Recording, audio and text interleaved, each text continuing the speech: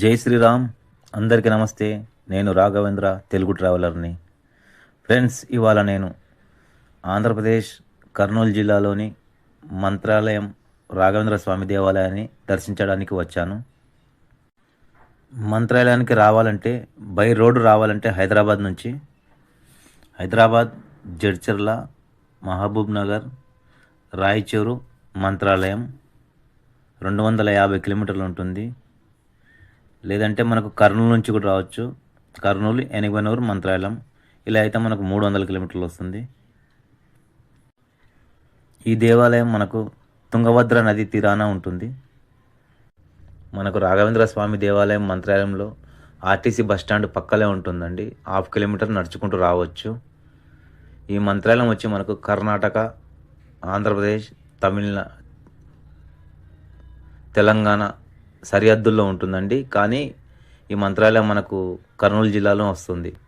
ఇక్కడ 3 లాంగ్వేజ్లు మాట్లాడతారండి. కర్ణాటక కూడా మాట్లాడతారండి.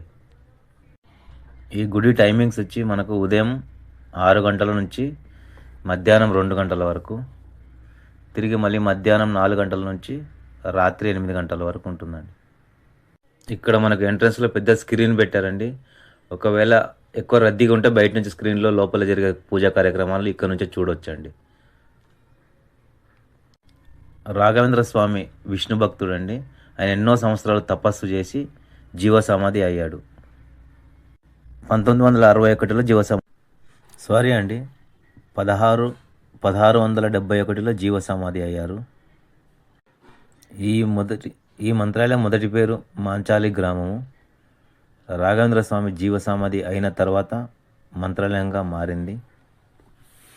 ఇక్కడ మన గర్భగుడిలో మంత్రాలయ స్వామి దర్శనం చేసుకోవాలంటే డ్రెస్ కోడ్ ఉందండి. పిచ్చి డ్రెస్సులు వేసుకోవడానికి లేదు. మగవారికి పైన ఎలాంటి దుస్తు ఉండొద్దు.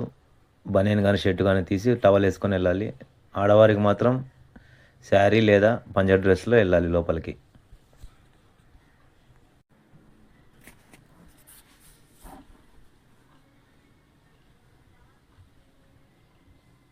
మన గర్భగుడిలో మంత్రాలయ స్వామి వారి సమాధి ఇలా ఉంటుందండి.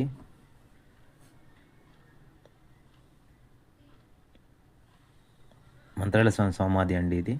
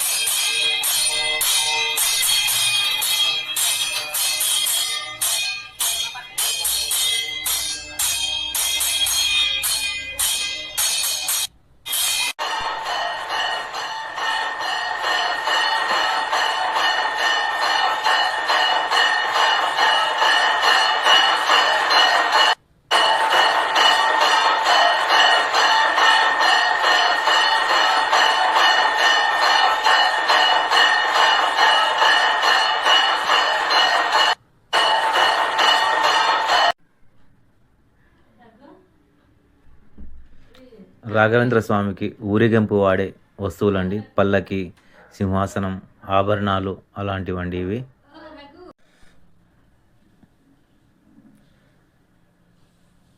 రకరకాల ఆభరణాలు ఉన్నాయండి.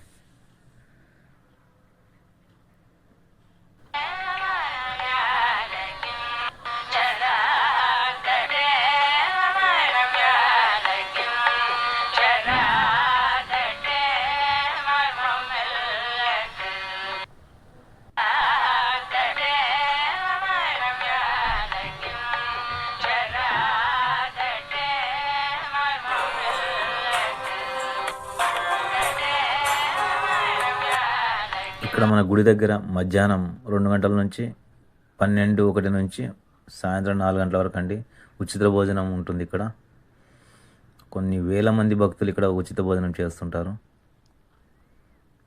పెద్ద హాల్లో ఉందండి. గుడి లోపల నుంచే ఎంట్రన్స్ ఉంటుంది.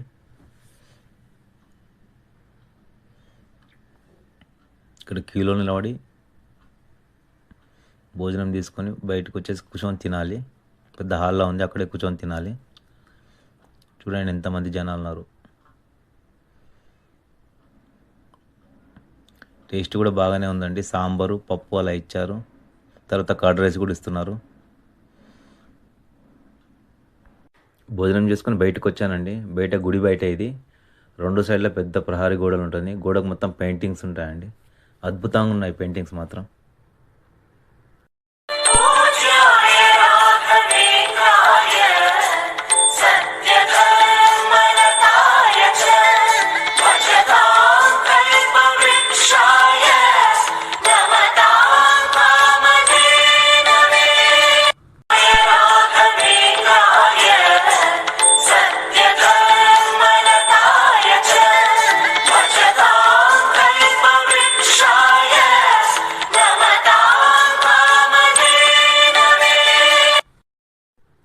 పెయింటింగ్స్ మాత్రం చాలా అద్భుతంగా ఉన్నాయండి. మన ఇండియాలో ఉన్న గుళ్ళు మొత్తం ఇక్కడ పెయింటింగ్స్ ద్వారా తెలియజేశారు. 3D పెయింటింగ్స్ అండి, చాలా అద్భుతంగా ఉన్నాయి.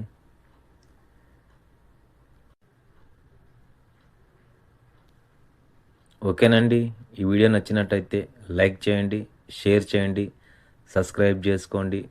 నెక్స్ట్ మంచి వీడియోతో మళ్ళీ మీ ముందుకు వస్తాను. జై హింద్.